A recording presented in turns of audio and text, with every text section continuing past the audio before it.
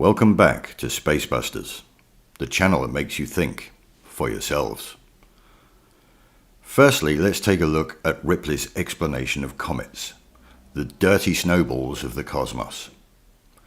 These things are apparently flying aimlessly around the sun, losing copious amounts of their mass as they get closer, only to disappear off into the void until we spot them coming back again after huge time periods. When they do reappear, they're still losing thousands of tons of mass as they get closer to the sun. The huge tails of debris that they leave behind, sometimes hundreds of thousands of miles long, doesn't seem to diminish their size. Maybe they're picking up more mass as they whiz off again into outer space's extreme cold. But what mass? Space is meant to be empty. Maybe they're picking up dark matter. Apparently outer space is crammed full of that stuff. Anyway, enough of that fairy tale.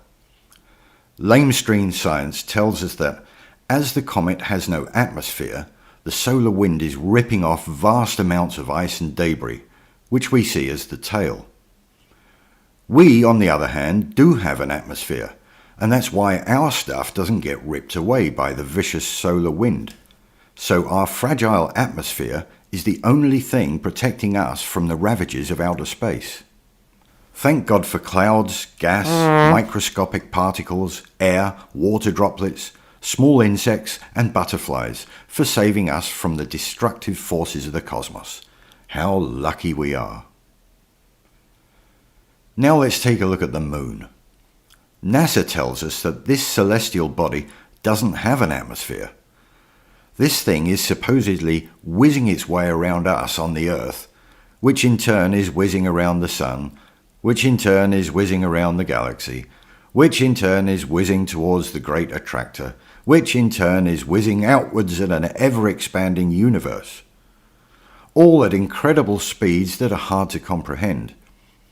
So taking all of this into account, we have to come to the conclusion that if you are lucky enough to have an atmosphere, then you're safe, and you won't get all your stuff ripped away. Then why, my dear NASA fanboys, why doesn't the extremely fine dust that covers the moon's surface not get ripped away and form a tail just like the comets? The moon is following us on our journey through space at the same speed. It's just as close to the sun as we are. It hasn't got an atmosphere to protect it, so how come all of the dust is still there?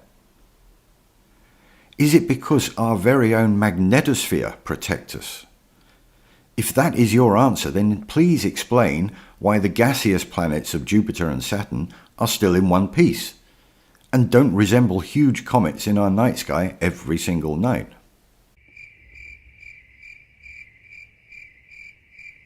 Answers on a postcard, please, addressed to Head of Children's Entertainment, NASA, USA.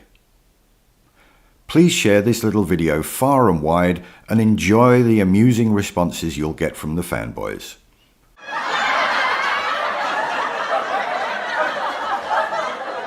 SPACEBUSTERS, the channel that makes you think for yourselves. For question number 2, we are going to stick with our old friend, the moon. NASA tells us that we always see the same side or face of the moon because it is locked into synchronous rotation with the Earth. Just another one of those wonderful coincidences, like the moon and the sun having exactly the same angular size as each other so the eclipses can happen. They also tell us that the moon is covered with impact craters from gazillions of years of bombardment by all sorts of cosmic junk. As our own eyes show us, meteors, meteorites, shooting stars, and other celestial events in the night sky come from all different angles. For an impact crater to be perfectly round, the impact object has to hit perpendicular to the surface. If it doesn't, then the crater is elongated. This can be adequately demonstrated by dropping a pebble onto sand. Let it drop and it will make a circle. Throw it at an angle and it will make an elongated mark. Strangely enough, all the craters on the moon are circles. Therefore, we have to assume that all of the impacts came from a 90-degree angle, perpendicular to the surface. This is possible, however, highly improbable. But what about all the craters that are constantly facing Earth? Where the hell did those meteorites come from? Did they go around the Earth before they reached the Moon? Did they go through the Earth by some magical means? Is there some guy somewhere on Earth taking pot shots at the Moon with a big gun? I once heard someone suggest that the craters were formed by escaping gas from the Moon's core. I mean, really, NASA, how can you explain this one? For one, the chances of every meteorite hitting the Moon perfectly perpendicular is about as likely as Brexit happening or Bill Gates taking one of his own vaccines. And how did the perfectly circular impact craters always facing the Earth get there? I cannot wait to hear you wriggle out of this one. SPACEBUSTERS, the channel that makes you think for yourselves.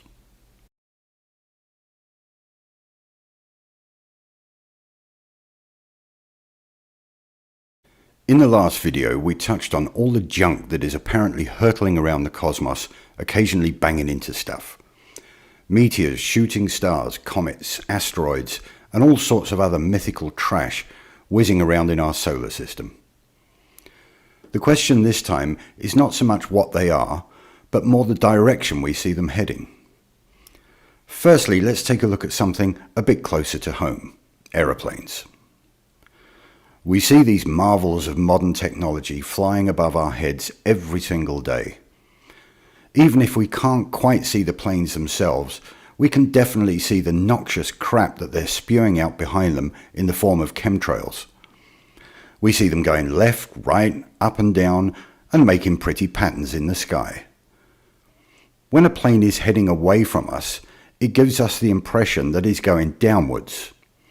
Similarly, when the plane is heading towards us, it gives the impression that it's going upwards. This is due to perspective, a highly contentious but enlightening subject which we will elaborate on in future fanboy questions. So, back to the space junk. Meteors, shooting stars, or whatever you want to call them, are only observed going downwards. Sure, they go left and right, but always only downwards. This statement is not quite true when observing the annual meteor showers of the Perseids, Leonids, etc. These events appear to come from distinct points in the night sky, the radiant, hence their astrological names. But we never see a random meteor emerging from underneath the horizon. If we were indeed living on a globe, then we should observe a good portion of these things emerging from the horizon in all different directions, which we don't. We only see them during the annual meteor showers when the radiant is low on the horizon, and the only reason we see this is due to perspective. As you will see from this answer to the very same question from a gentleman with a diploma in astronomy, he writes that they are, and I quote, all coming down from the perspective of the Earth as a whole, end quote. So again, my dear NASA fanboys, wherever we are on the Earth, why don't we see meteors with an upwards trajectory?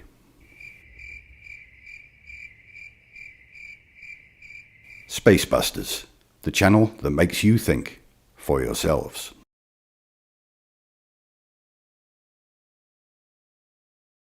Question number 4 will predominantly focus on rotation and its effect on the way we observe the night sky throughout the year, or years. This subject could easily merge into the effect of stellar parallax, but that topic will be addressed in a future fanboy question. First, let's remind ourselves of the amazing speeds that we are supposedly traversing the ever-expanding universe. As per usual, we will take our information from Ripley's Believe It or Not. As we all know, it's a perfectly sound and reliable source of information. We are spinning at 1040 kilometers per hour. We're spinning around the Sun at 108,000 kilometers per hour.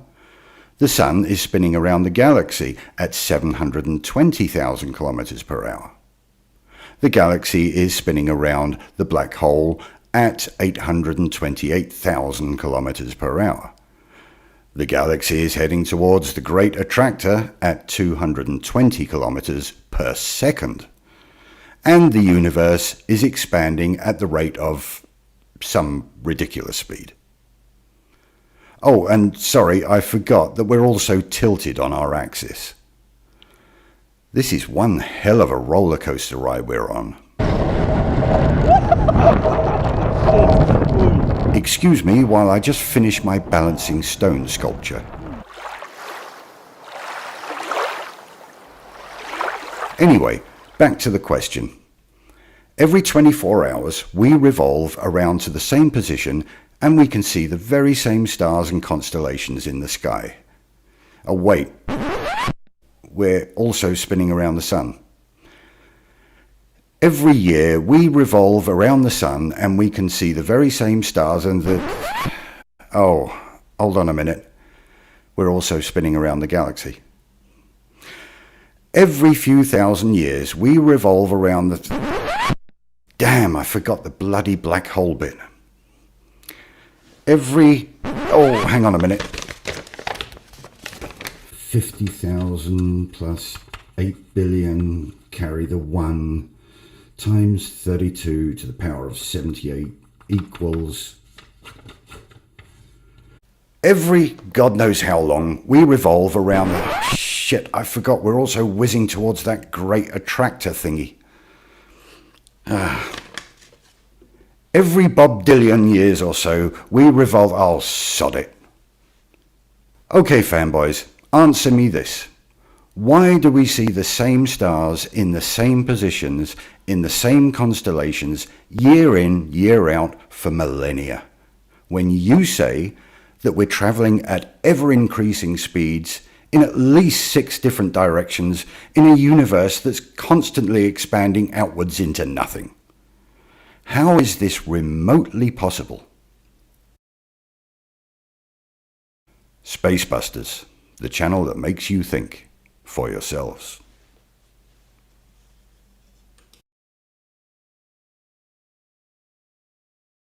For question number 5, we will look into the second law of thermodynamics and the effect of the interaction between our atmosphere and space.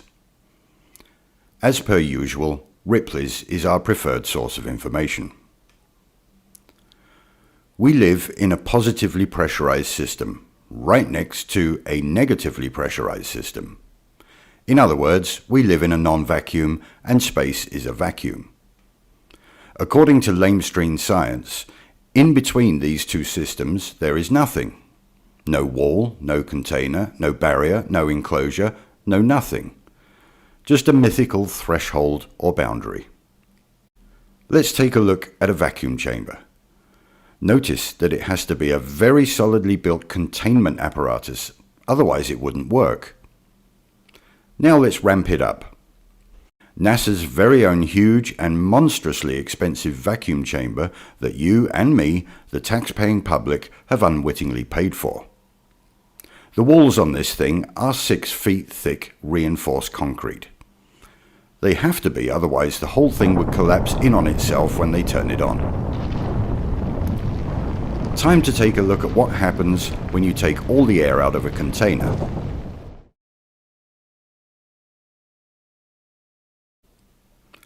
Pretty violent reaction, wouldn't you say? That goods train container was made of some pretty robust material. Makes you think about the magical qualities of one of these, doesn't it? But basically you can see that it's very light and it's very flexible and it's very reflective. Do you want to give it a try? We'll come back to the preposterously expensive spacesuits in another fanboy question in the future.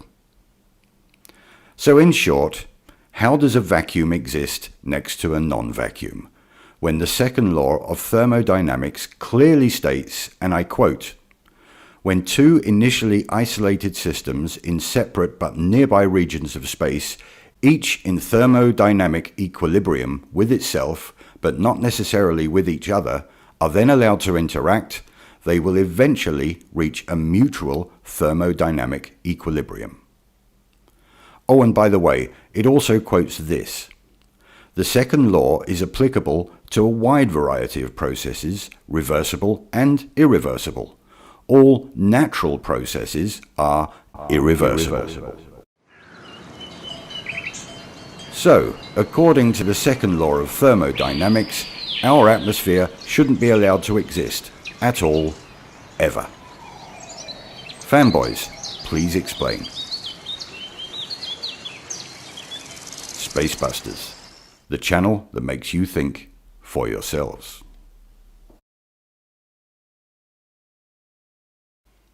For question number 6, we're going to look at the re-entry of spacecraft into the atmosphere, together with the escape velocity of Earth.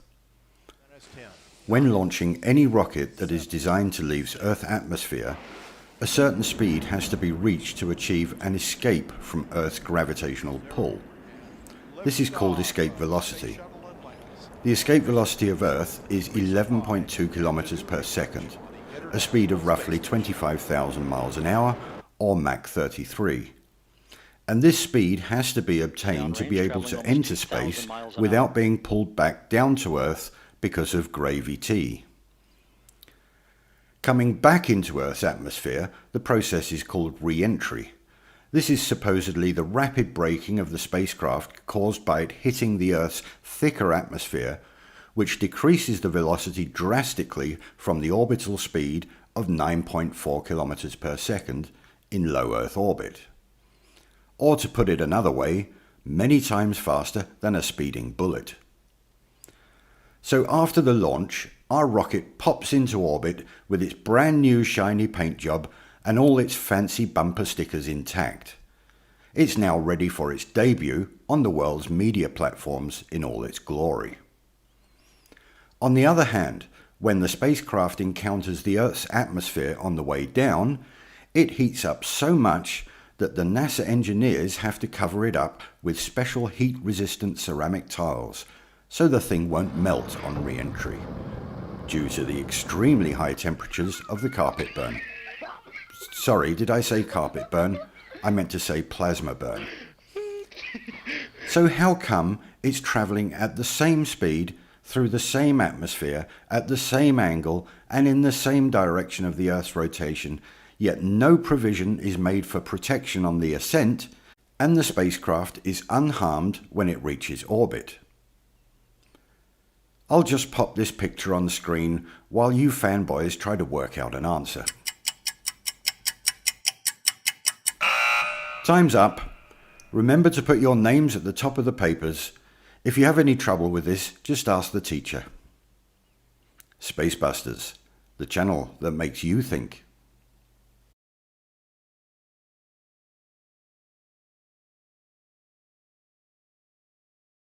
Question number 7 involves a very simple experiment that anyone can do with a pair of binoculars in their back garden on a starry night. Find a bright star in the night sky, preferably one that is on its own with no stars around it. Now take your binoculars and look at the same star again. You will notice that you can now see more smaller stars around it. Now the immediate fanboy reaction to this will be that the light is not strong enough to be seen by the naked eye. But wait. If you go out to the countryside where the light pollution is not so bad, these small points of light are clearly visible without the aid of binoculars. So we know that the light is definitely strong enough to be reaching our eyes. Again, referring to Ripley's, light can travel forever and ever through the void of space. But apparently when you're in your back garden it stops a few hundred feet from where you're standing. I know, light pollution and all of that, but if you now take an even more powerful telescope, even more points of light appear in your field of view, and that will keep happening by increasing the optical power of the telescope. From these simple observations, we have to conclude one of two things. Number 1, these points of light are too weak for our eyes to see them. Number 2, these points of light are too far away for us to see them. As we have been told by our learned scientists, light waves can travel millions of light years through space, and it can take millions of light years for them to reach us. So the light from some of these distant stars is supposedly millions of years old by the time it reaches us. If the light from these distant stars did truly travel bobdillions of miles through space, then why did it stop a few hundred miles from Earth? This does not make sense. Surely, no matter how small the point of light is, it should still reach our eyes, eventually. Yes? Apparently not. Even though some of these points of light are supposedly mega huge galaxies and massive stars giving off humongous amounts of light, the light stops short of reaching us here on Earth. We need optical help to see it. The light from these distant stars has been travelling gazillions of miles for billions of years through space, dodging galaxies, gas clouds, clusters of stars, black holes, and probably a few aliens on their way to work as well, only to come to an abrupt halt a few hundred feet away. Using mainstream science's description of light, when we go out at night, we should be bombarded with a night sky completely lit up by the trillions of stars that are apparently out there, all hitting us with their light no matter how small an amount it is. The fact is, and this is easily proved, that light does not travel forever and a day. If it did, then we could light up a large room with a hand torch, because the light waves would constantly rebound off the walls in all different directions, eventually lighting the whole room up. This, as we all know, does not happen. Ah, but in space it's different, I hear you say. Space is empty, it's a void, it's a vacuum. There's nothing in it to stop the light waves. Apart from shed loads of dark matter and dark energy and dark chocolate, not to mention a few billion galaxies that this light conveniently bends around. Similarly, when our astronauts go into space where the view is not obstructed by the Earth's atmosphere, they should be constantly and completely dazzled by an awesome array of starlight coming at them from everywhere and all directions. Or all of the starlight is blocked out by a flaming ball of burning gas, our sun being constantly visible in the sky.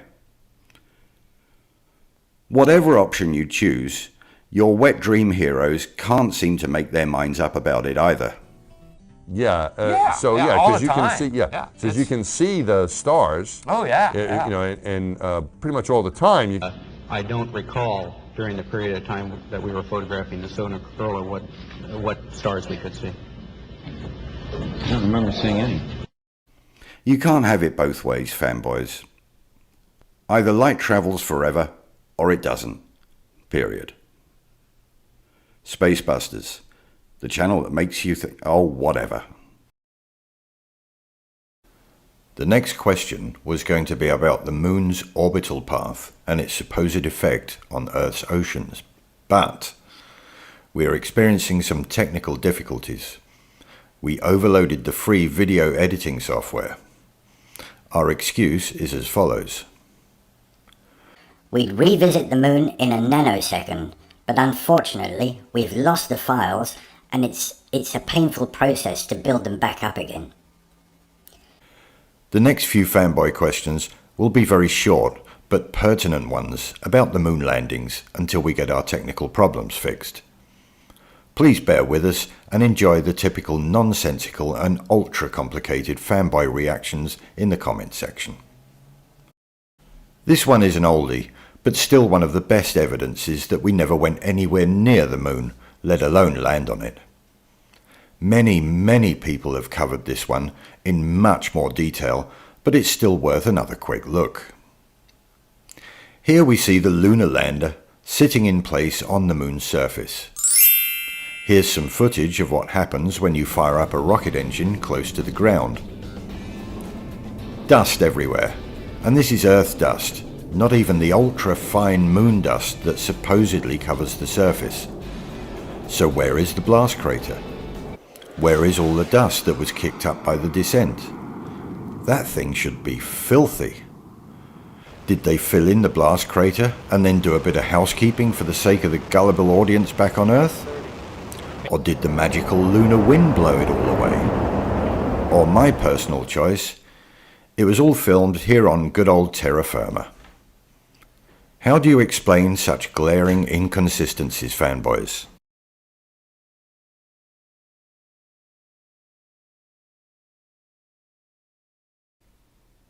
Good afternoon, and welcome back to the FanBoy question series. This question will address a concern I have over the validity of the premise that the moon is the reason we experience tides. The moon supposedly exerting a gravitational pull on the Earth's oceans is a postulation that is so full of holes that it's worthy of its own FanBoy series, but that's not what we will be looking at today. Here's our usual source of information explaining the tides as we were all taught in our indoctrination camps. You remember school, don't you? That place where we learned about Pavlov's dogs in class. Then the bell rang and we all had lunch. As you can see by the diagram, the moon pulls the oceans up as much as 1.2 meters when it's overhead. I find it puzzling that this same gravitational pull doesn't seem to affect smaller bodies of water the same way. The force is a constant. It's exerting the same force on an ocean or a pond. Even your lauded hero, Sir Isaac Newton, once confessed, the moon's gravitational pull on the Earth's oceans is the least satisfactory part of my theory of gravitation.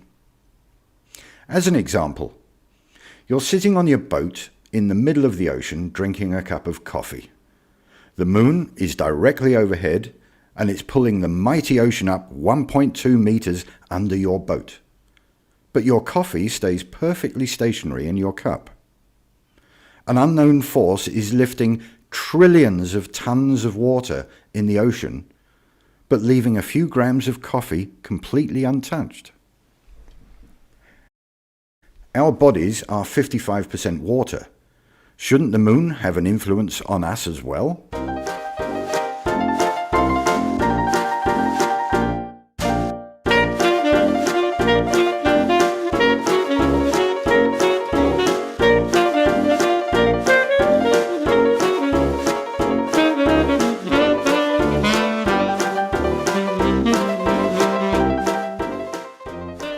Everybody out of the swimming pool, because the moon's coming over.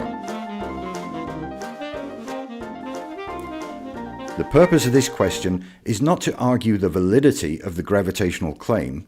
It is simply to ask, where else in nature does this form of selective force exist? If we take magnetism as an example, a magnet will attract a smaller piece of metal easier than it will a large piece. In our physical, observable world, a constant force will affect a larger mass object less than it will a smaller mass object.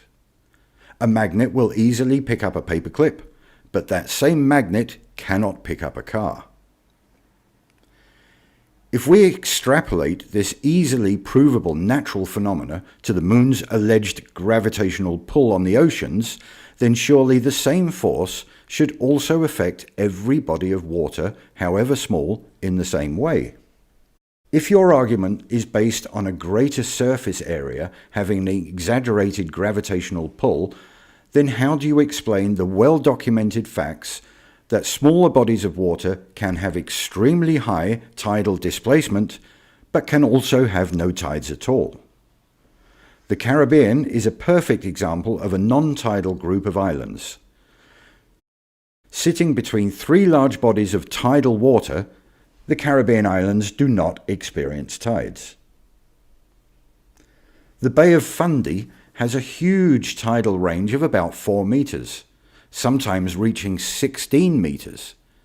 But Lake Ontario, which is comparable in size and only 500 miles away, has a tidal range of less than 5 centimeters.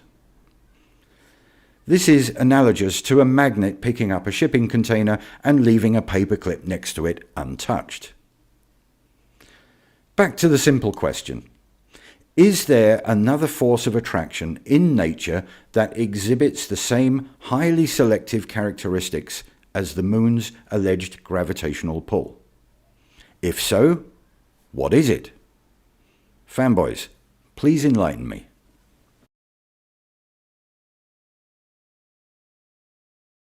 Now on BBC One, the next episode of Fanboy Questions.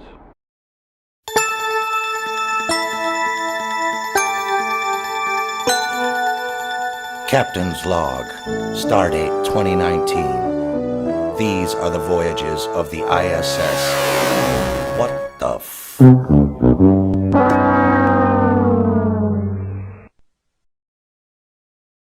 This question is going to be short and sweet. Here we have the spinning ball, and here we have the moon. These two celestial bodies are allegedly 384,400 kilometers apart. The moon allegedly exerts its gravitational pull on the Earth's oceans, and the Earth, being 4 times larger than the moon, exerts its gravity on the moon. The ISS is supposedly flying at an altitude of 408 kilometers above the Earth. If the moon's gravitational pull is strong enough to pull the oceans up, and it also pulls the Earth's landmass up a few centimeters as well, then how come our illustrious astronauts are gravity-free when they're meant to be flying in between the two celestial bodies? Surely gravity should have an effect on the ISS and the astronauts, from the moon and from the Earth. Are they maybe in a magic Goldilocks zone of anti-gravity? Maybe they're in a special orbit where the Earth's gravity cancels out the moon's gravity. Shit, who's driving this thing? Keep your eyes on the goddamn orbit, man, for Christ's sake. Or maybe they encountered the rare phenomena called pockets of gravity.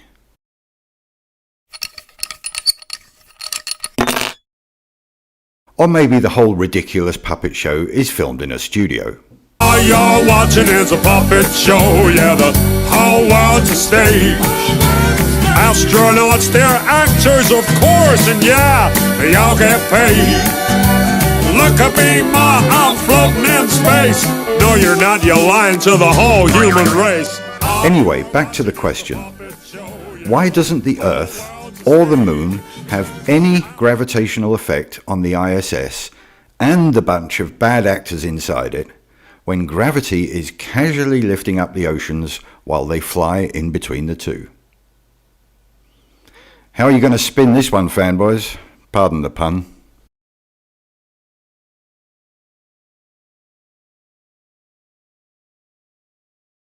Welcome back to SPACEBUSTERS, the channel that makes you think for yourselves.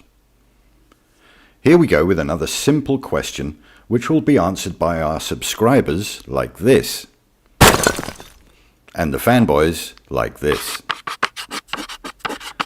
This question doesn't involve a lot of explanation or background, so just take a look at these clips.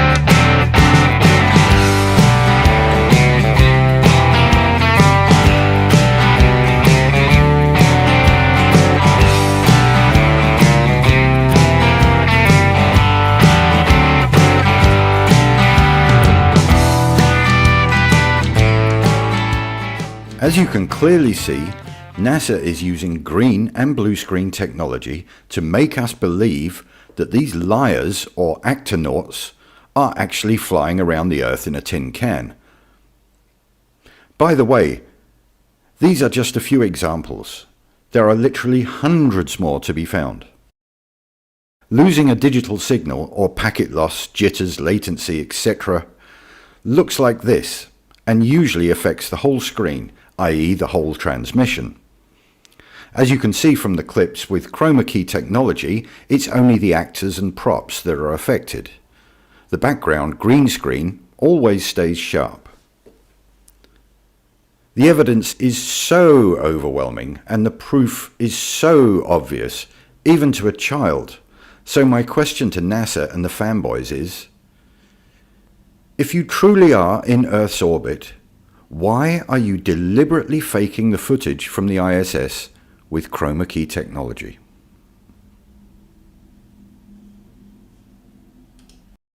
Now on BBC One, Space Hair and Gravy Tea.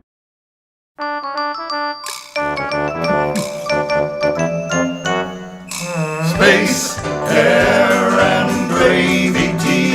Indeed. Space, hair and gravy tea. Really? Hairspray is all we need. Seriously? To make fanboys believe. Hairspray, an enchanting thing. Allegedly, the moon's gravity can lift the ocean tides nearly 2 meters up from 280,000 miles away.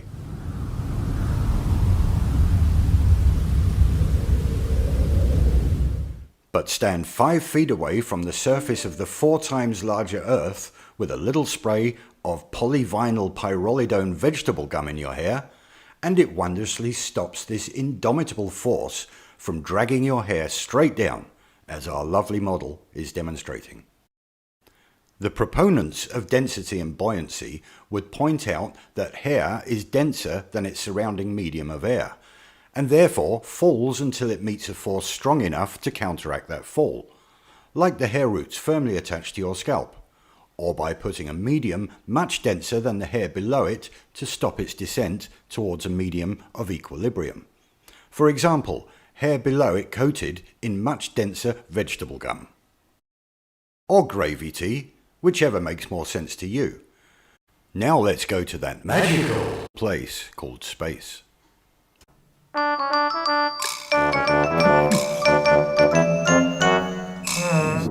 NASA needs you to believe. Fanboy proponents of gravity assert that gravity is a force, and therefore the reason astronauts and all of their equipment always floats around is because there is obviously no gravity in space. Which is also why everything is always secured to the walls in the ISS. This seems logical and reasonable. In gravity, this is what happens when you drop the mic. In zero gravity, the mic will stay still unless the astronaut exerts force upon it to push it in the direction he wants it to go. It will keep travelling in that direction until a counterforce impedes its movement, like a wall or another astronaut's hand. Astronaut hair is the only substance in the universe that defies these fixed and indisputable laws of physics. Without fail, whichever direction you send astronaut hair flying, it immediately snaps straight back and falls straight down.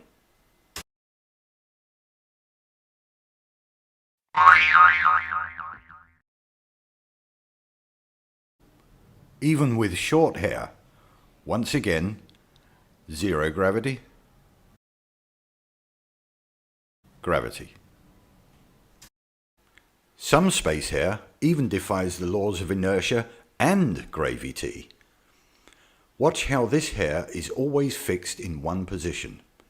There is only one explanation, and that is, it has purposely been styled that way.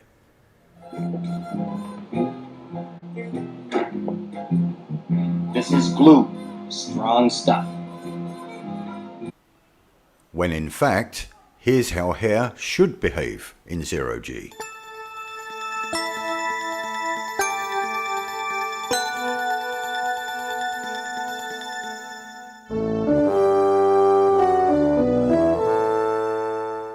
The freely moving necklace proves her hair has been fixed in place.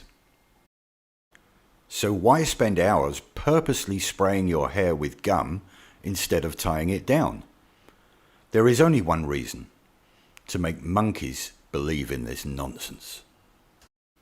If you still believe in this bullshit, you deserve to lose every tax dollar these lying fraudsters extort from you.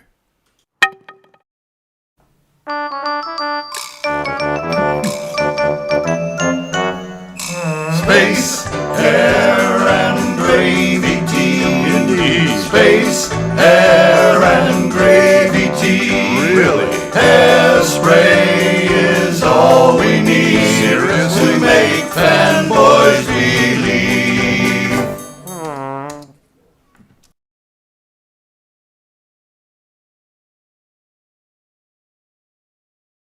Welcome back to another edition of the NASA Fanboy Question Series.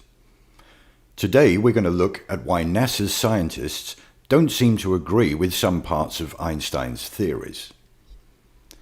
He postulated that if one is moving at a constant speed, let's say in a car, then you wouldn't be able to detect any motion unless the car speeds up, slows down, or changes direction. So if you're travelling at say 50 miles an hour and then slow down to 45, you and your passengers would easily feel the difference. The same goes if the driver deviated slightly from his course. You would feel the effect, commonly quantified as G-force. NASA tells us that the Earth is rotating around the Sun at 66,600 miles an hour. That's motoring. If we could slow the Earth down by 5%, like the car, to 63,270 miles an hour, then I'm pretty sure we'd feel it. Not only would we feel it, but everything on the Earth would be instantly vaporized due to the massive G-force. So Earth is travelling at a constant speed, right? If it wasn't, then we simply couldn't live on it. But wait, they tell us Earth's orbit around the Sun is an ellipse. If an object has an elliptical orbit, then it has to speed up and slow down twice before it returns to its original position. To save all the nitpicking fanboys the time and trouble of pointing out that the eccentricity of the elliptical orbit with its aphelion at 147 million kilometers and its perihelion at 152 million kilometers is totally irrelevant to this argument. But I'm pretty sure some dipshit will try and use it as an argument in the comments section. The common thinking on this seemingly problematic observation is that the speeding up and slowing down of the Earth is so small throughout the year that we don't even feel it. That's not what Einstein said, but hey, let's roll with this explanation. Let's find out how small that change in speed is and try to ascertain whether we could indeed feel the difference when speeding up and slowing down. Okay class, out with your abacuses. Average orbital speed, 18.5 miles per second. Speed at aphelion, 18.2 miles per second. Speed at perihelion, 18.8 miles per second. From the slowest speed to the fastest speed, there is only a difference of 0.62 miles per second. Taken over a 3-month period, that's nothing. Or is it? The fastest speed is 67,752 miles an hour. The slowest speed is 65,520 miles an hour, giving a difference of 2,232 miles an hour. So, over a time period of 3 months, we have either sped up or slowed down over 2,000 miles an hour. Now divide that into the amount of days from top speed to slowest speed, and we come up with the result that we are either accelerating or decelerating at 74.4 miles an hour every day. I'm pretty sure that Adam over at the Level Earth Observer channel would not like to be operating his 250-foot high tower crane whilst the Earth below him slows down by 70 odd miles an hour per day. By the way, head over to his channel if you want to experience some real truth bombs. That's just the speed aspect of this conundrum. We're also allegedly tilting, spinning, following the sun, rotating around the galaxy, whizzing towards the Great Attractor, and expanding outwards intact with the universe. That is one hell of a lot of motion going on. Go outside, sit on the grass, and try and feel any movement. You can't. Neither can I, and I've never met anybody that can. If you still think we're hurtling through space at breakneck speeds in 5 different directions, I don't think I can help you. SPACEBUSTERS, the channel that makes you think for yourselves. And now on BBC One, it's time for Children's Hour.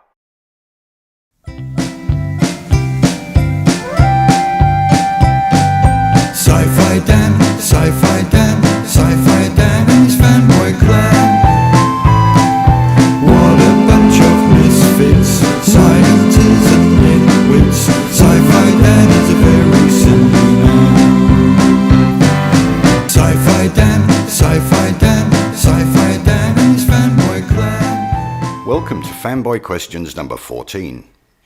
Today we'll be looking at, or rather listening to, the incredible sounds of space rockets. Sorry, wrong footage. These majestic machines not only fly very fast, they also make noise like you've never heard before. These things are loud.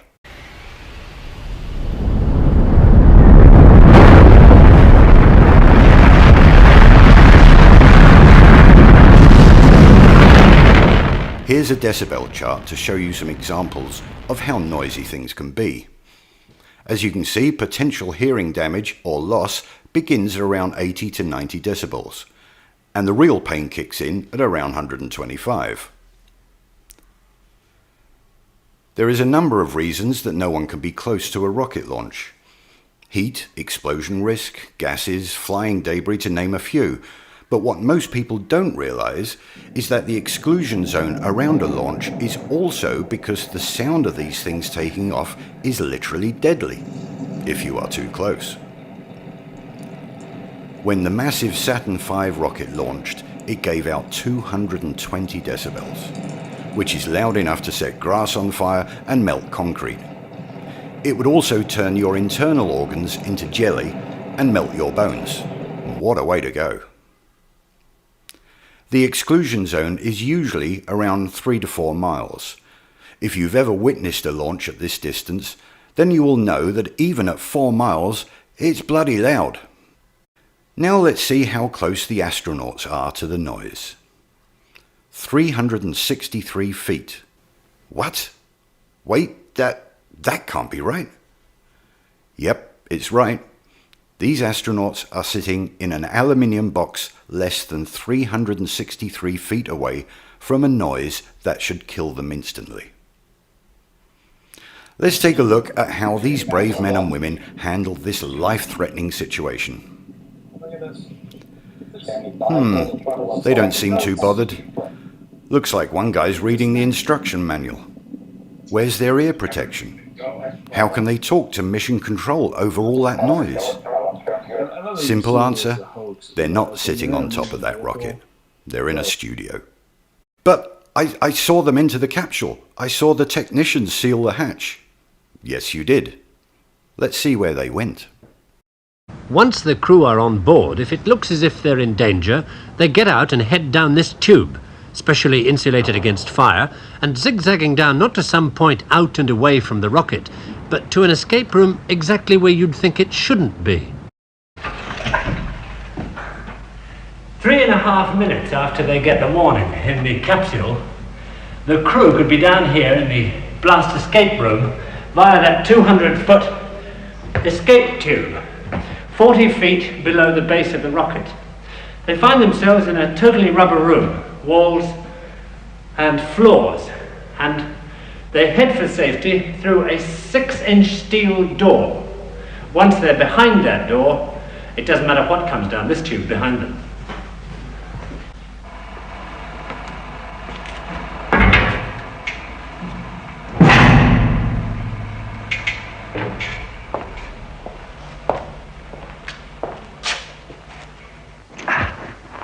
On this side of that door, the rarely seen blast escape room itself. It's totally isolated from everything around it by a series of 24 giant springs underneath the floor and shells all round it of steel, concrete and sand. There you have it, folks.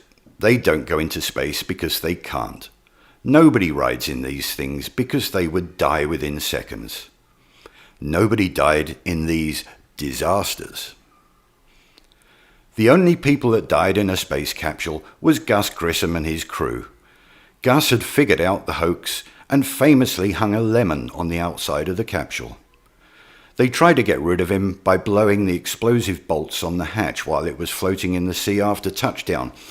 Luckily for Gus, he managed to escape before it sunk, but they finally got him by pumping pure oxygen into a training capsule and igniting it.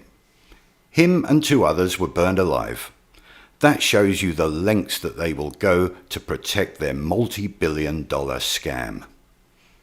Okay, fanboys, how are you going to wriggle out of this one?